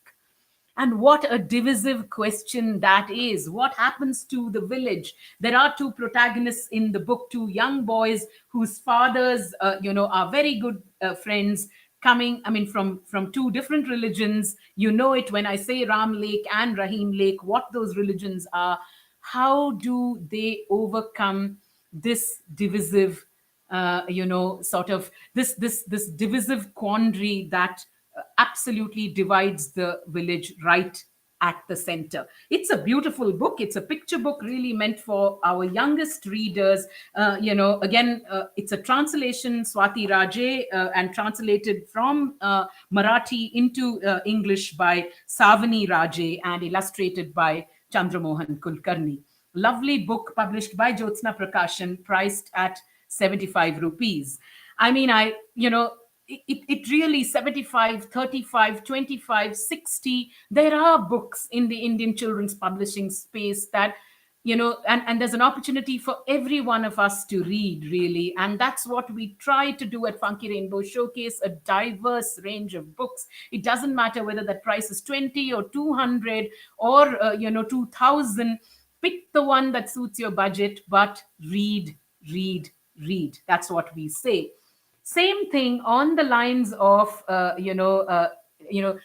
the value of secularism. There's a beautiful story in this collection, which again, we can't stress the importance more of having this wonderful collection of stories on your shelves, by your bedside, in the school libraries, everywhere where children can access it. Edited by Geeta Hariharan and Shama Futehalli, Sorry Best Friend. Why did I pick it for secularism? There is one excellent story in this collection, and there are stories by stalwart writers, really. Zai Whitaker, Poili Sengupta. Jeet says, exactly, that's the one. Another story that I have read, I'm not able to see the comment very clearly. It says Adal Badal by Pannalal Patel is another story that I have loved on secularism. It's so wonderful that you have excellent recommendations to make as well, Jeet. This one, like I said, stalwart writers, Poili Sengupta, Zai Whitaker, Savitri Narayanan, Swapna Datta. There is an excellent story in which an angry mob attacks Aditya's best friend Khalil's home, and Khalil is left homeless. Now, Aditya wants to do something, but he can't go out because there is riots raging in the city. So, what does Aditya decide to do? Aditya decides to pray. He wants to pray for Khalil. And what a thoughtful question posed there by the young boy himself. Does he pray to his god Ganapati or to Khalil's Allah? Who is going to save Khalil? What a beautiful book this one is. Sunila Kulkarni Gupta is saying this is a must have book. Sorry, best friend. Yes, several interesting stories like this in the collection, not all about secularism, but we picked this because that one story is, do we have the right to pray to whom we want to without being judged? And that is, on on the values, on secularism. We showcase these books because we don't have answers to many of these questions, and we really hope that children read and, with their imaginations and with their dreams, find us the answers to make us a more equal place. We do know that the Constitution espouses, justice, social, economic, and political. What is social justice? We have a clutch of books again to kind of ask you, what is social justice? And Nisha did speak about this. This one by C.G. Salamander and illustrated by Samida Gunjal, published by Scholastic, is a story called Pooh. What does Pooh mean? It's a pun. The title is a pun. Pooh means flowers in Tamil. Pooh means crap in English. And this book, of course, is about manual scavenging. Can is there a social justice in India? How can that be a job that any human being needs to do? But how do we introduce this concept to our youngest children? Salamander, of course, has represented scavenging in the form of flowers, with artist Samida Gunjal. And it's the story of a young girl whose parents are manual scavengers. And, this is how it begins. My parents have been picking flowers their entire life. And believe me, when you see it first, and when we introduce it to many children as well, they literally do think that their parents are picking flowers. But that's not what you understand as you go further. Is there social justice? What about this girl? She says, I hate picking flowers. It's just not what I want to do. I hate the way they look. I hate the way they smell. A very, very powerful book that, brings alive the social inequities that exist in India. In the same vein, we have this one priced at 195 rupees, and published by Scholastic. We have another one in the same vein by a wonderful writer illustrator, Rajiv Ipe. This one's called Anand. And, it introduces Anand, and Rajiv Ipe's just gorgeous illustrations, tell the story of Anand. Now, you know what? When you start off the book, and you do know he's picking garbage, but, he loves driving around. He loves meeting new people. He likes music. He loves dancing. He loves the animals in the neighborhood. And he does everything to keep your neighborhood spanking clean. Is that a job that you and me would do?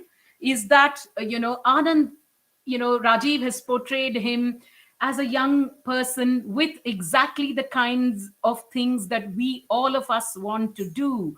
Dignity of labor. Do we have this in India? A slim chit of a book from Pratham, meant for the youngest of readers, priced at 40 rupees, talking about, dignity of labor. It's a story, but one understands, as you're reading, that that's what it's all about. Of course, when it comes to social justice, we cannot but put in Rinchin's book, The Trickster Bird, which is a wonderful picture book meant for 6+ year olds, about a young girl called Renchu. Now, Renchu and her dadi, and there are these beautiful illustrations by Manjari Chakravarti that instantly set the story in the place that Renchu and her dadi live.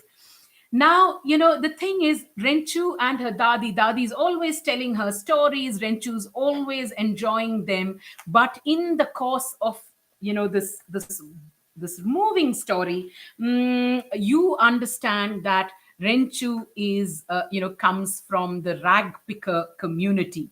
the Pardhis, actually, right? Like the Pardhi tribals of Madhya Pradesh, who have been, because of urbanization, because of their traditional homes in the jungle, be going away, have been reduced to come to the city for jobs and pick rags. What happens? You want them to do it, you want them to keep your cities clean, but then you set your dogs after them. You don't want them anywhere in your vicinity. Rinchin, a fantastic activist writer, and you can see these beautiful illustrations by Manjari Chakravarti, which at once bring alive the story of the marginalized, of how it's the mainstream that has marginalized them in the first place, and then treating them as criminals, as outcasts. It's an excellent book that should be read with young readers, 6+ year olds, and we'd recommend. I mean, we'd recommend it for 6+ year olds, priced at 165 rupees. We do, of course, can't leave out caste. When you say social justice, economic justice, political justice, what about the issue of caste? It plagues us. Nisha, so well, encapsulated it so well in that reading on the life of B.R. Ambedkar. 100 years ago, as she said, it was not even a wrong question to ask what caste you belong to. Has that changed? Do you only couch it in better language at the moment, but do you not know, do we discriminate? Why should this whole social structure of caste be done away with? We have, again, such a powerful book by Kancha Ilaya, whose book she already referred to, called Mother. The story of, I mean, Kancha Ilaya's a very, very powerful writer against caste. And this one, it's the story of a little shepherd boy. And you get a sense that it's probably biographical. It's probably, in a sense, the story of his own life. A little shepherd boy who's today a university professor, who proudly talks about how his mother led her caste people to be ahead, to be in the forefront, and not to be discriminated by caste. Again, I tell you, we have so few copies of these books.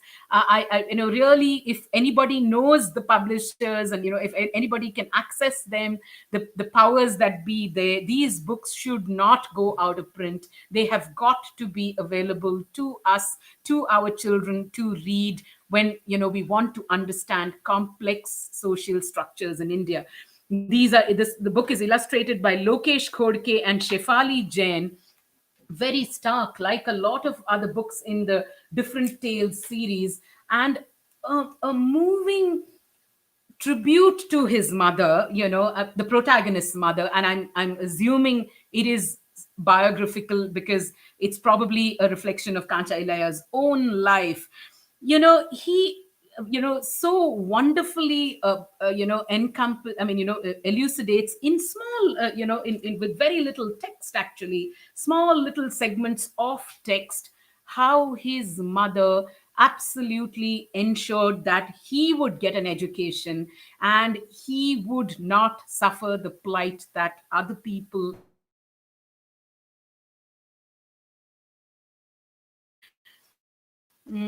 so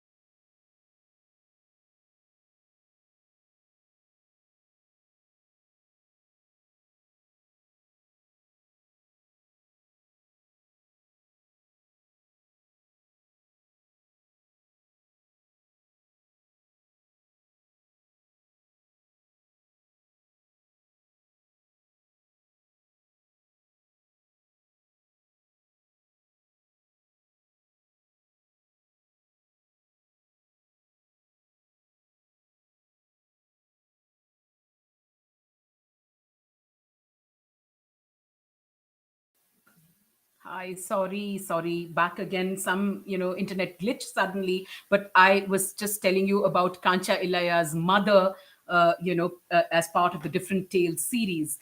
There is this wonderful book too, which we have spoken about, a couple of times at our bazaar, published by Panthers Paw Publication, a publishing house that gives voices, bring Dalit voices to the forefront. And this one, a powerful story by Sangeeta Mule about a young girl, who gets into college because she belongs to a particular caste and has managed to get in through the reservation quota. What happens? She is delighted initially and she thinks her life is going to change completely because she has access to that education. But life is really cruel. When she gets into college, the other children there, know that she's a reservation student, and she has to face so much, so many taunts, so many slurs, so much discrimination, because she's a reservation student, and she almost completely gives up hope. It's very, very beautifully written, the story. But fortunately, she discovers the diary of Savitri Bai Phule, a pioneering lady, a crusader for education, particularly for girls. And reading this diary transforms our protagonist's life. She draws courage, she draws inspiration, she draws strength from Savitri Bai Phule's diary. And the story, and we feel so happy to read hopeful stories. The story, she finds resonances from her own life in Savitri Bai's life, and that really emboldens her to achieve her dreams and goals. Again, a large part of the book bringing alive caste discrimination in, even in schools and colleges, even today. Panthers Paw Publication, has put together, we love the cover of the book. I mean, put together this book so wonderfully, written by Sangeeta Mule and priced at 299 rupees. That is, of course, books on caste. I know we're running out of time. We had just a clutch of books about the right to live in peace, the right to live without conflict. And I'm not going to spend too much time talking about these books, because there were a couple of other books that I did want to mention to close our bazaar. But this one read a picture book about a child living in conflict, and what living in conflict can do to you. How does it affect children and teenagers? This one meant for children as young as 6 years old, with very, very, wonderfully illustrated, I mean, written and illustrated by Sagar Kolvankar. It's about conflict. You will recognize the kind, because it's about a young boy who's walking along, and in a conflict ridden zone, what happens when suddenly there are bullets and there's guns and firing all around? How does it impact the lives of children? And One World, which is again a book that many of you know of, this compilation of writings, poetry, prose, from wonderful writers across the country: Paul Zakaria, Ambai, Shobit Mahajan, Geeta Mehta, Geeta Vardhan, all focusing on peace. This is a supplement to Sorry Best Friend, and introducing issues that confront the world, especially issues of conflict that confront the world, and why peace must always get a chance. So those were a couple of books on conflict. We did have tribal rights, and I know that Year of the Weeds, Siddharth Sharma's powerful book, set in the Dongria Kond community in Orissa, the story of a young Dongria Kond gardener, and Sunila Kulkarni saying One World is another must-have book. I never tire of these books. Yes, you never really can. Now, this is the story of Korok, a young Dongria Kond boy who is, a gardener. He loves to tend to the garden. He has a young friend who's the collector's daughter, Anchita. Now, the story is set in a real life case, scenario where a mining corporation wants to come and destroy the lands of the Dongria Kones, especially their sacred hill. What happens? Do the Dongria Cones let it happen? Siddharth Sharma so expertly, fictionalized the stories of Korok and Anchita as the catalysts for change. And, that's what is the most heartening, fact of the book, but not without introducing young adults to the goings on in our bureaucracy, the political powers and police powers going hand in hand. It's a great understanding of how India's democracy works. And the thing is, it's set in it's a real life story. I mean, it's a real case. The Dongria Cones, I think for the first time in the history of people rights movement, the Supreme Court overruled the mining corporation, saying you cannot mine here. This land belongs to the Dongria Cones, and it is their sacred space. Cleverly setting the story in that real context and giving our teenagers a remarkable insight into the functioning of India's democracy. One more about Adivasi rights, which we have not often showcased at our bazaars. I don't know how many of you are aware of this one called Jungu the Baiga Princess by Vittal Rajan. It's again the story of a young boy called Sunil who is sent away to stay with his uncle Yash. And he doesn't quite know what to expect. He just knows that his uncle lives right in the heart of Madhya Pradesh, and it is his job to protect the tigers in the reserve in Madhya Pradesh. What happens? When he goes there, he befriends a young Adivasi girl called Jungu. And Sunil's life is altered completely. In fact, the kind of questions that, we rarely ask children come into, Sunil's purview after he meets Jungu. Who are the Baiga people? Why are they being chased out of what is their own land? And there's a mystery too. There are some poachers in the picture. So it's a great, it's an unusual friendship. It's got elements of mystery. It's got elements of humor, but it's also eventually about the rights of people to be on the land that they choose to call their home. This one, published by Young Zuban and priced at 250 rupees. I have a small clutch of books, and I know we're just completely out of time because we have a couple of new arrivals to recommend, but we'll just breeze through those. But I felt, one good thing that we should do is always to show that there is hope yet in this world. And that's what even, that's what Nisha calls for too. We need to use our imagination. We need to use our, empathy. We need to use our creative thinking to right so many wrongs that exist in our society, and more often than not, children showing the way.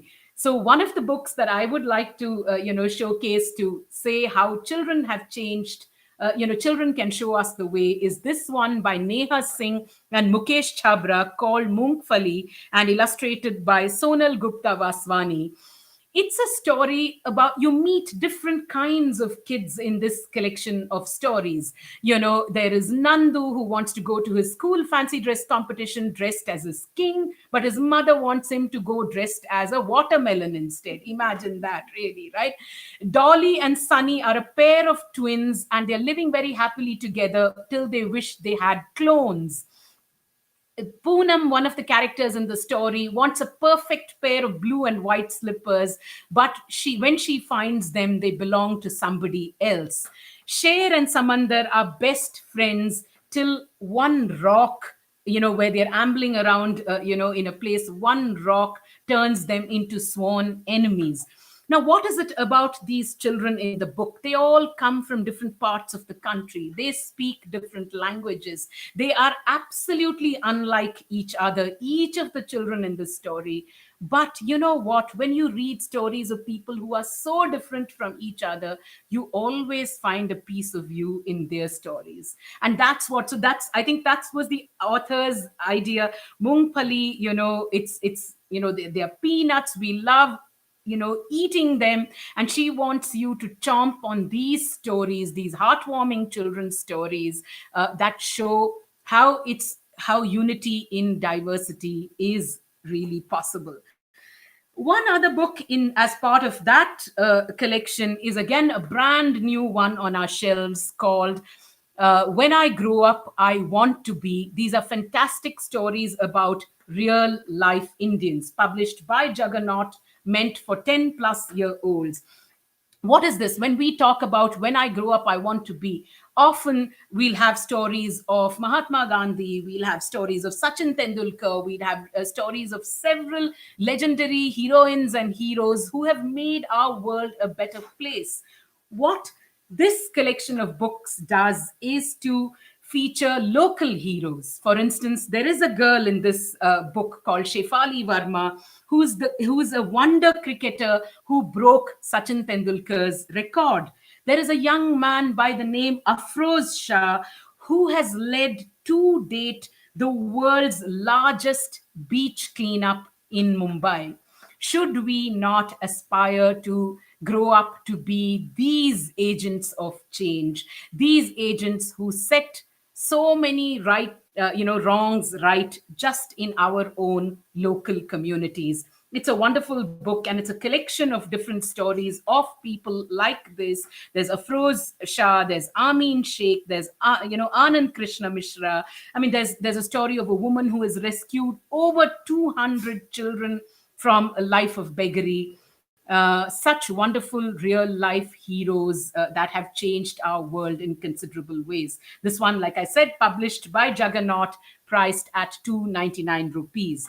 And really, on that note, wanting to say that we can always be the change that we want to be. And, it's for us as adults, as parents, teachers, librarians, to introduce our children to these books that will spark their imaginations to make this country what the Constitution's founding fathers intended it to be.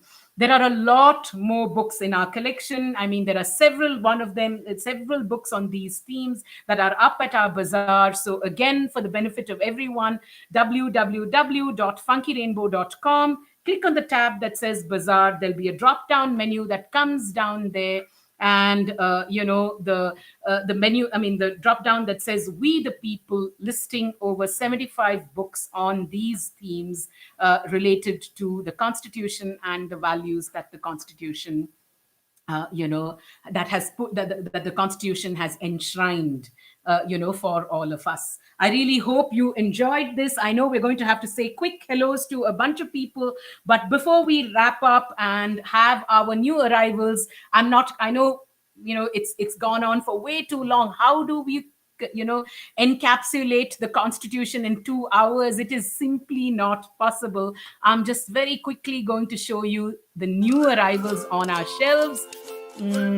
A little video that to say that these are the brand new books on our shelves. What Can I Be by Niyati Parikh Sharma, a well-loved writer with the Tomato Thief books, as well as the Runaway, Peacock. I mean, the Runaway Peacock, right? That's what it's called, right? The Runaway Peacock book, published by Tota, and Nandita Dakuna's, Sundarbag book, which just flew off our shelves, when it came into the FR bookshelves, is back again with a picture book called Just Like Papa. Both these published by Tota Books. There is one which is most interesting, and it's going to constitute part of our reading next week. These books have come to us just yesterday. This one is called Unfair by Rasil Ahuja, and I'm sure you get a drift of what the story is about. Life's not always fair, but neither are we. We don't really have to be fair to be accepted. I'm assuming that's the story of the book. This one published by Penguin, priced at 250 rupees. There's the popular writer raconteur Sudha Murthy with a new bag of stories book called Grandparents' Bag of Stories. She's well loved, and lots of kids and adults loving to read Mrs. Murthy's books. Well, this one, I think written during the lockdown, reflecting about grandparents and their role in children's lives. And of course, this wonderfully illustrated cover, we've just got this one yesterday, but a brand new writer on the block called Arjun Talwar, Bim and the Town of Falling Fruit. It is, a fantasy story, and it promises to be most exciting, just going by this excellent cover illustration done by Shilpa Ranade, and also illustrations within the book done by Shilpa Ranade. We are looking forward to reading these books in the coming week. This one published by Duckbill and Penguin, priced at 250 rupees. Sham has, of course, helpfully put up this 2020 offer for us. All the books at Funky Rainbow available at a 20% discount if you pick up books over 2,000 rupees. Do support us, do pick up all the books that you want, and we really hope we've been able to introduce you to some wonderful books in the Indian kidlit space. A quick round of hellos to everybody before we say bye-bye.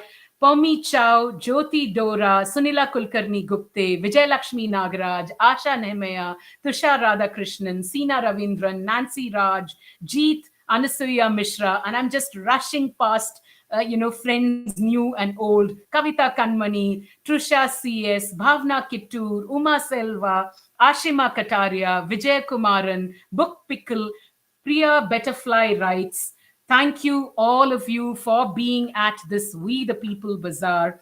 Remember that we can and must be the change that we want to be, and books, no better way than books to drive that change, and make our country what its founding fathers and mothers wanted it to be. Thank you so much, and we'll see you again next week with another Bazaar. Bye bye.